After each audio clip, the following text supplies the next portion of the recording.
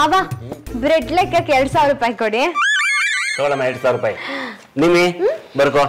Okay bread 2000. ಅಲ್ಲಮ್ಮ ಬ್ರೆಡ್ಗಿಂತ ಅಕ್ಕಿ cheap ಆಗಿದ್ರೆ ಅನ್ನ ತಿನ್ನೋಣ. ಅನ್ನ ಮಾಡಕ್ ಎಲ್ಲಿ ಬರುತ್ತೆ? ಬ್ರೆಡ್ ಸುಡೋದ್ ಬಿಟ್ಟು ಬೇರೆ ಏನು ಬರಲ್ಲ ನಮ್ ಚೌಕಾಸಿಗೆ. ಯಾಕೆ ಮಾಯಿ ಬ್ರೆಡ್ ಟೋಸ್ಟ್ಗೆ ಅಂತ ಸಾಗು ಮಸಾಲೆ ಮಾಡಲ್ವಾ? ಅದ್ರಲ್ಲಿ ತರಕಾರಿ ಹಾಕಲ್ವಾ? ಮಾವ ತರಕಾರಿ ಲೆಕ್ಕಕ್ಕೆ 2000 ರೂಪಾಯಿ ಕೊಡಿ. ನಿಮ್ಮೆ 2000 ರೂಪಾಯಿ ಬರ್ಕೋ. ವೆಜಿಟೇಬಲ್ಸ್ 2000.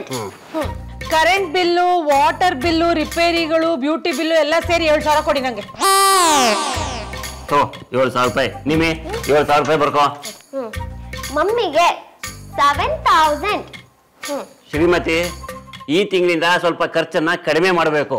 7000 ರೂಪಾಯಿ ಇರೋದನ್ನ 6000 ರೂಪಾಯಿ ಗಳಿಸಬೇಕು. ಸರಿ ಬಿಡಿ, 2 ದಿನಕ್ಕೆ ಒಂದ್ಸಲ ಎಲ್ಲರೂ ಸ್ನಾನ ಮಾಡೋಣ.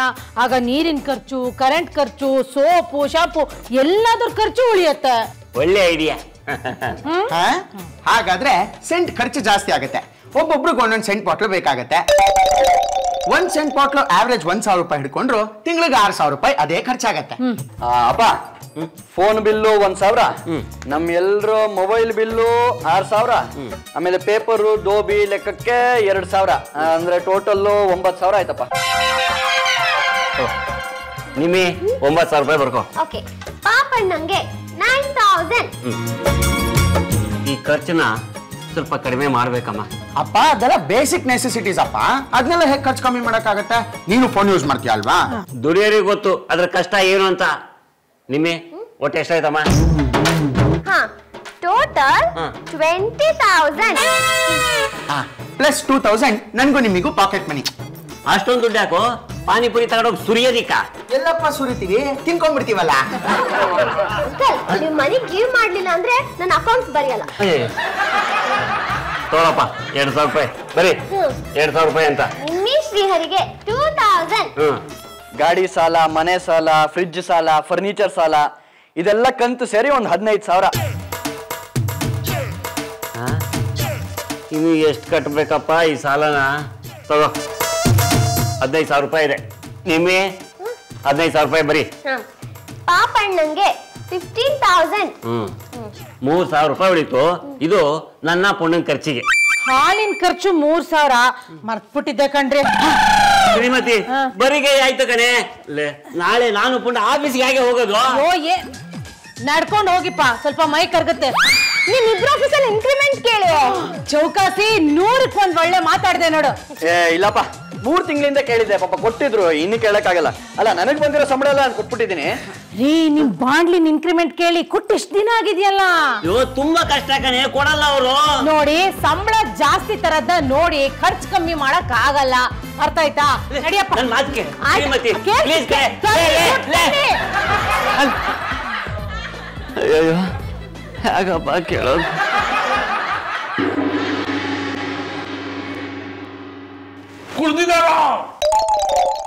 ಪಾಂಡು ಸರ್, ಯಾಕೆ ಇವತ್ತು ಇಷ್ಟೊಂದು ಲೇಟ್ ಆಗಿ ಬರ್ತಾ ಇದ್ದೀರಾ? ನಿಮ್ಮನ್ನು ಹುಡ್ಕೊಂಡು ಸಿಂಗಯ್ಯ ಬಸ್ ಸ್ಟಾಪ್ ಹತ್ರ ಹೋಗಿದ್ದ, ನೀವು ಸಿಗ್ಲಿಲ್ವಂತೆ?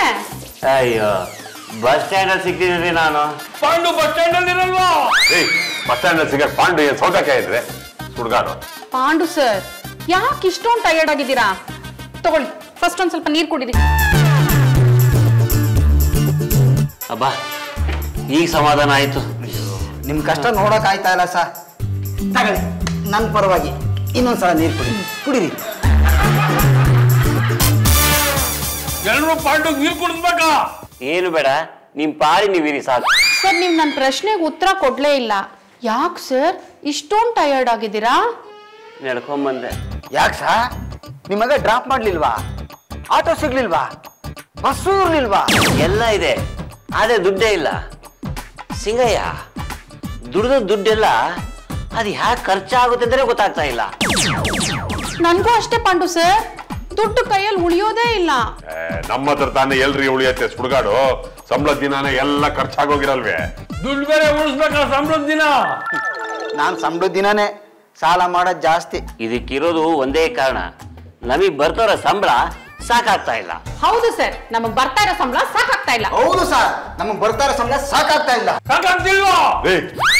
ನಾವ್ ಆಡೋ ಚುಕ್ಕಿ ಆಟಕ್ಕೆ ಇದಕ್ಕಿಂತ ಹೆಚ್ಚಿಗೆ ಸಂಬಳ ಯಾರೇ ಕೊಡ್ತಾರೆ ಸುಡ್ಗಾಡು? ನಾವ್ ಕೇಳ್ಬೇಕು. ಮಕ್ಳ ಹತ್ರನೇ ಅಮ್ಮ ಹಾಲು ಕೊಡೋದು. ಅದೇನ್ ಭಾಷೆ ಮಾತಾಡ್ತೀಯ? ಆಕಾರಕ್ಕೂ ವ್ಯತ್ಯಾಸ ಗೊತ್ತಿಲ್ವಾ? ಜೇಬ್ನಾಗ ದುಡ್ಡಿಲ್ವಲ್ಲ, ಅದಕ್ಕೆ ಹಳ ಬಂದ್ಬಿಡ್ತು. ಹಳ ಬಂದಾಗ್ಲೇ ನಾನು ಹಿಂಗೆ ಮಾತಾಡೋದು. ನಾವೆಲ್ಲರೂ ಸೇರಿ ಬಾಸ್ಗೆ ಸಂಬಳ ಜಾಸ್ತಿ ಮಾಡಿ ಅಂತ ಕೇಳ್ಕೊಳ್ಳೋಣ. ಎಂಥ ಮಾತಾಡಿದ್ರಿ ಇದು ರೀ ಮಾತು ಅಂದ್ರೆ. ಇಂಥ ಮಾತಾಡಿ ನಾವೆಲ್ಲ ನಿಮ್ಗೆ ಸಪೋರ್ಟ್ ಮಾಡ್ತೀವಿ. ಸುಡ್ಗಾಡು ಸಪೋರ್ಟ್ ಮಾಡ್ತೀರಾ? ಊರಿ ಸಂಬಳ ಜಾಸ್ತಿ ಆಗುತ್ತೆ ಅಂದ್ರೆ ಎಲ್ ಬೇಕಾದ್ರೆ ಸಪೋರ್ಟ್ ಮಾಡೋದೆ. Correct sir. ಸರ್ ನೀವೇ ಲೀಡರ್ಶಿಪ್ ತಗೊಳ್ಳಿ, ನಾವೆಲ್ಲರೂ ಸೇರಿ ನಿಮಗೆ ಜೈ ಅಂತೀವಿ. ಹೌದು ಸರ್. ಪಾಂಡು ಸಾರ್ಗೆ ಜೈ. ಪಾಂಡು ಸಾರ್ಗೆ ಜೈ. ಪಾಂಡು ಸಾರ್ಗೆ ಪಾಂಡು ಸಾರ್ಗೆ ಪಾಂಡು ಸಾರ್ಗೆ ಪಾಂಡು ಸಾರ್ಗೆ ಪಾಂಡು ಸಾರ್ಗೆ. ಓಹೋ, ಏನ್ ಇಡೀ ಕೊಂಪೆನೆ ಬಂದ್ಬಿಟ್ಟಿದ್ದೀರಾ? ಏನ್ ಸಮಾಚಾರ? ಹೌದು ಸರ್, ನೀವು ಕೊಡ್ತಾ ಇರೋ ಸಂಬಳದಲ್ಲಿ ನಾವು ಗೌರವದಿಂದ ಕೆಲಸ ಮಾಡಕ್ ಆಗ್ತಾ ಇಲ್ಲ. ಆಗ್ತಾ ಇಲ್ವಾ? ಆಗ್ತಾ ಇಲ್ಲ. ಓಹೋ, ಸಂಬಳ ಜಾಸ್ತಿ ಕೊಡ್ಬೇಕಾ? ನೀವು ಕೊಡೋ ಸಂಬಳ ಒಂದು ಮೂಲೆಗೂ ಸಾಕಾಗ್ತಾ ಇಲ್ಲ. ಸಾಕಾಗ್ತಿಲ್ಲ. ಆಯ್ತಪ್ಪ, ಮುಂದಿನ ತಿಂಗಳಿಂದ 100 ರೂಪಾಯಿ ಸಂಬಳ ಜಾಸ್ತಿ ಮಾಡ್ತೀವಿ. ಏನ್ ಸರ್, ಬರೀ 100 ರೂಪಾಯಿ ಜಾಸ್ತಿ ಮಾಡ್ತೀರಾ? ನೀವು ಕೊಡೋ 100 ರೂಪಾಯಿ ಯಾವ ಸಾಕಾಗುತ್ತೆ ಸುಡ್ಗಾಡು? 100 ರೂಪಾಯಿ ಒಂದಿನಕ್ಕ ಇಲ್ಲ, ಗಂಟೆಗೆ. ಸರ್ ನೀವು ಕೊಡೋ 100 ರೂಪಾಯಿ ನನ್ನ ಲಿಪ್ಸ್ಟಿಕ್, ಕಾಂಪ್ಯಾಕ್ಟು, ಫೇಸ್ ಪೌಡ್ರು ಇದಕ್ಕೆ ಸಾಕಾಗಲ್ಲ ಸರ್. ಇವೆಲ್ಲ ತಗೊಂಡು ಮೈ ತುಂಬಾ ಬಳಕುವಂತ ಯಾರು ಹೇಳಿದ್ರು ನಿಮ್ಗೆ? ಬೆಳ್ಕಲ್ದೆ ಹೋದ್ರೆ ನಿಮ್ ತರ ಕಾಣಿಸ್ತಾರೆ ಸರ್,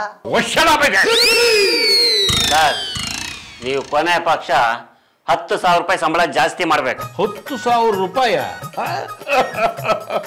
ಇವಾಗ ಕೊಡ್ತಾ ಇರೋದೇ ಜಾಸ್ತಿ. ಸುಮ್ಮನೆ ಹೋಗಿ ಕೂತ್ಕೊಂಡು ಸೀಟಲ್ಲಿ ಕೆಲಸ ಮಾಡ್ರಿ. ಡೂ ಯುವರ್ ಜಾಬ್ ಐತೆ. ಕಾಮ್ ಚೋರ್. ಸರ್, ಇದೇ ಕೊನೆ ಮಾತಾ? ಇದೇ ಮೊದಲನೇ ಮಾತು, ಇದೇ ಕಡೆ ಮಾತು. ಸಿಗಯ್ಯ, ಇವ್ರನ್ನೆಲ್ಲ ಕರ್ಕೊಂಡು ಹೋಗಿ ಅವ್ರವ್ರ ಸೀಟ್ನಲ್ಲಿ ಕುಕ್ಕರ್ ಬಡಿಯಯ್ಯ. ಬೇಕಾಗಿಲ್ಲ, ನಾವೇ ಹೋಗ್ತೀವಿ. ಹೋಗ್ತೀವಿ ನೋಡ್ರಿ.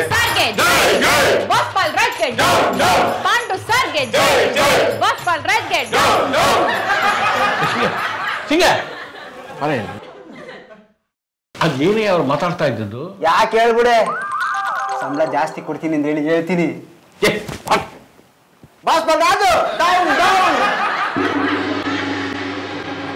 Good morning everybody. ಏನಿವತ್ತು ಯಾರು ರೆಸ್ಪಾಂಡೇ ಮಾಡ್ತಾ ಇಲ್ಲ? ಓಹೋ, ನಿನ್ನೆ ಸಿಟ್ಟು ಇನ್ನೂ ಇಳಿದಿಲ್ಲ ಅಂತ ಕಾಣಿಸುತ್ತೆ. ಬಾಸ್ ಮಾರ್ನಿಂಗ್ ಅಂತ ಹೇಳಿದ್ರು ರೆಸ್ಪಾಂಡ್ ಮಾಡುವಷ್ಟು ಸೌಜನ್ಯ ಕೂಡ ಇಲ್ವಾ? ಎಂತ ಸ್ಟಾಫ್ ರೀ ನೀವು? ನಾವು ಸ್ಟಾಫ್ ಅಲ್ವಾ? ಈ ಮುಖಕ್ಕೆ ಗುಡ್ ಮಾರ್ನಿಂಗ್ ಬೇರೆ ಕೇಳು ಸುಡುಗಾಡು. ಸರ್ವಿಸ್ ರೆಗ್ಯುಲೇಷನ್ ಬುಕ್ ತಗೊಂಡು ಬಾ. ಸಂದೇಶ ಸರ್, ಗುಡ್ ಮಾರ್ನಿಂಗ್ ಹೇಳುತ್ತೆ, ನಾವು ರಿಪ್ಲೈ ಮಾಡ್ಬೇಕಾ ಬೇಡವಾ ಅನ್ನೋದು ಅದ್ರಲ್ಲಿ ಇರುತ್ತಾ ಸರ್? ಖಂಡಿತ ಇರುತ್ತೆ. ಬನ್ನಿ ಸರ್. ಬಾಸ್ ಗುಡ್ ಮಾರ್ನಿಂಗ್ ಹೇಳಿದಾಗ ನಾವೆಲ್ಲ ಗುಡ್ ಮಾರ್ನಿಂಗ್ ಹೇಳ್ಬೇಕಂತ ರೂಲ್ಸ್ ಇಲ್ಲ ಸರ್. ಇಲ್ಲಿ ನೋಡಿ, ಸರ್ವಿಸ್ ರೆಗ್ಯುಲೇಷನ್ ಬುಕ್ ಅಲ್ಲಿ ನೀಟಾಗಿ ಬರಿದೆ. ಇದೆಲ್ಲ ರೂಲ್ಸ್ ಅಂಡ್ ರೆಗ್ಯುಲೇಷನ್ ಪುಸ್ತಕದಲ್ಲಿ ಇರುತ್ತೇನ್ರಿ? ಗುಡ್ ಮಾರ್ನಿಂಗ್ ಕರ್ಟಸಿ ಕಣ್ರಿ. ಗುಡ್ ಮಾರ್ನಿಂಗ್ ಅಂತಂದ್ರೆ ಗುಡ್ ಮಾರ್ನಿಂಗ್ ಅಂತ ಹೇಳ್ಬೇಕು. ಪುಸ್ತಕದಲ್ಲಿ ಏನಿರುತ್ತೆ? ಬದನೆಕಾಯಿ ಅಲ್ಲ ಸರ್, ನಾವು ನಿಮಗೆ ಗುಡ್ ಮಾರ್ನಿಂಗ್ ಹೇಳಿದಾಗ ನೀವು ನಮಗೆ ಸಂಬಳ ಜಾಸ್ತಿ ಕೊಡ್ತೀರಾ? ಇಲ್ವಲ್ಲ. ಬೇಕಾದ್ರೆ ನಾವು ಗೋಡೆಗೆ ಗುಡ್ ಮಾರ್ನಿಂಗ್ ಹೇಳ್ತೀವಿ, ನಿಮಗೆ ಗುಡ್ ಮಾರ್ನಿಂಗ್ ಹೇಳಲ್ಲ. ಆಯ್ತು ಬಿಡ್ರಿ, ಕನ್ನಡಿಲಿ ನನ್ನ ಮುಖ ನಾನೇ ನೋಡ್ಕೊಂಡು ಗುಡ್ ಮಾರ್ನಿಂಗ್ ಹೇಳ್ಕೊತೀನಪ್ಪ.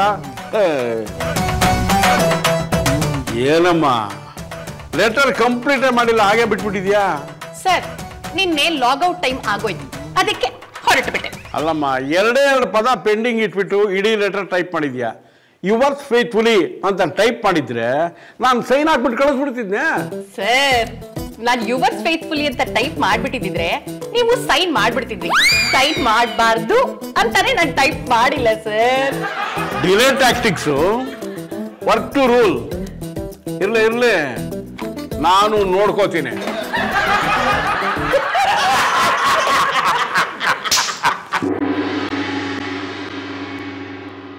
ಸರ್ ನಮಸ್ಕಾರ, ಇಲ್ಲಿ ಬಾಸ್ ಬಾಲರಾಜ್ ಅನ್ನೋರು ಇದ್ದಾರಾ? ಅವ್ರು ಹೋದ್ರು. ಹೌದಾ, ಏನಾಗಿತ್ತು? ತಲೆ ಕೆಟ್ಟಿತ್ತು. ಎಷ್ಟು ದಿನ ಆಯ್ತು? 13ನೇ ದಿನ ಇವತ್ತಿಗೆ ಸುಡುಗಾಡು. ಇನ್ನೂ ಏನಾದ್ರೂ ಪ್ರಶ್ನೆ ಇದೆಯಾ ನಿಮ್ದು? ಕೇಳಿದ್ರೆ ಹೇಳಿ, ಅವರೇ ಬಂದು ಉತ್ತರ ಕೊಡ್ತಾರೆ. ಮಿಸ್ಟರ್ ಗುರುರಾಜ್, ಬನ್ನಿ. ಏನ್ ಸರ್ ಇದು ಅನ್ಯಾಯ? ಯಾಕೆ ಏನಾಯ್ತು? ನೀವು ಸತ್ಯ ಹೋದ್ರಿ ಅಂತ ಇವ್ರು ಎಲ್ಲರೂ ಹೇಳ್ತಾ ಇದ್ದಾರೆ. ವಾಟ್? ನಾನು ಸತ್ತೋಗಿದ್ದೀನಿ ಅಂತನಾ? ನಾನು ಇಲ್ಲೇ ನಿಂತ್ಕೊಂಡಿದ್ದೀನಿ ದೆವ್ವದ ಹಾಗೆ. ಸರ್, ನೀವು ದೆವ್ವ ಆಗ್ಬೇಕಾದ್ರೆ ನೀವು ಸಾಯ್ಲೇಬೇಕಲ್ವಾ?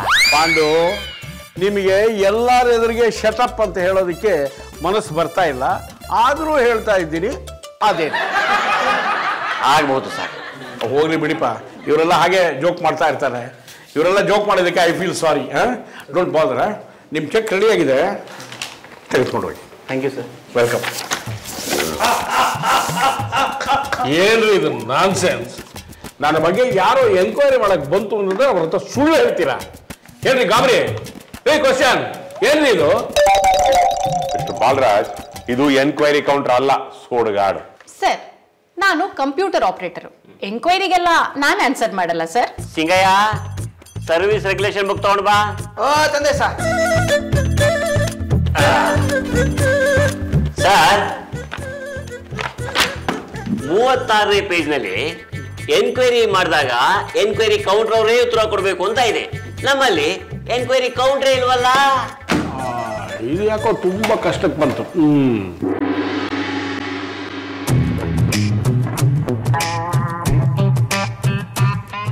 ಸಿಗ ಏನೇ ಅದು ಬೆಳಿಗ್ಗೆ ಅಸಹ್ಯ. ಕಿವಿನಲ್ಲಿ ಬೆರಳಿಟ್ಕೊಂಡು ಕೊಳುತ್ತಾ ಇರ್ತೀಯ, ಗಲೀಜು ಅಸಹ್ಯ ಅಂತ ಅನ್ಸಲ್ವಾ ನಿಂಗೆ? ಕಿವಿ ಗುಯ್ ಗುಡ್ತಾ ಇದೆ ಸಾ, ಏನೋ ಸೇರ್ಕೊಂಡ್ಬಿಟ್ಟಿರ್ಬೇಕು. ಹಾವು ಚೇಳುಗಳೆಲ್ಲ ಹೋಗಿ ಸೇರ್ಕೊಂಡ್ಬಿಟ್ಟಿರುತ್ತವೆ. ಹೌದು ಸಾ, ನಮ್ಮ ಮನೆತವ ಸಿಕ್ಕಾಪಟ್ಟೆ ಅವುಗಳವ ಸಾ. ಈ ಸಣ್ಣವಿರುತ್ತಲ್ಲ, ಅದೇನಾದ್ರೂ ಕಿವಿ ಒಳಗಡೆ ಸೇರ್ಕೊಂಡ್ಬಿಟ್ರೆ ಮೆದುಳನ್ನೆಲ್ಲ ತಿಂದಾಕ್ಬಿಡ್ತದೆ ಸಾ. ನಿನಗೆ ಮೆದುಳಿದ್ರೆ ತಾನೆ ದಿನಕ್ಕೆ. ಅದು ಸರಿ. ನಿಮ್ಮ ಆಫೀಸ್ ನಲ್ಲಿ ಕೆಲಸ ಮಾಡ್ತಿರೋದು ಅಂತ ಹಾವು ಗೊತ್ತಾದ್ರೆ ಹತ್ತನೇ ಬರಕ್ಕಿಲ್ಲ ಬಿಡಿ. ಅದ್ಯಾಕೆ? ತಲೆ ಇಲ್ದೇ ಇರೋರು ತಾನೆ ಈ ಆಫೀಸ್ ನಲ್ಲಿ ಕೆಲಸ ಮಾಡ್ತಾ ಇರೋದು. ಏನಯ್ಯ ಅಂದ್ರೆ? ಮತ್ತಿನ್ನೇನ್ ಸಾ, ಜುಜುಬಿ 10,000 ರೂಪಾಯಿ ಜಾಸ್ತಿ ಮಾಡಿ ಅಂತ ಕೇಳ್ಕೊಂತಾನೆ ಇದ್ದೀವಿ, ಕಿವಿ ಮೇಲೆ ಹಾಕಂತ ಅಲ್ವಲ್ಲ ನೀವು.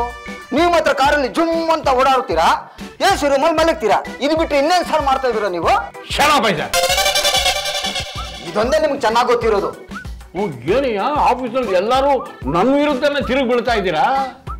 ಚೆನ್ನಾಗಿ ಕೈ ತೊಳ್ಕೊಂಡು ಫೈಲ್ ಮುಟ್ಬೇಕು ಹೇಳಿದ್ದೀನಿ. ಗಲೀಜ್ ಕೈನಲ್ಲಿ ಏನಾದ್ರು ಫೈಲ್ ಮುಟ್ಟಿದ್ಯೋ ನಾನು ಸುಮ್ಮನೆ ಬಿಡೋದಿಲ್ಲ ನಿನ್ನ. ಆಯ್ತು ಬಿಡಿ. ಕೈ ನಾನು ಕೊಳಕ್ಕ ಗೆಲೋದಿಲ್ಲ.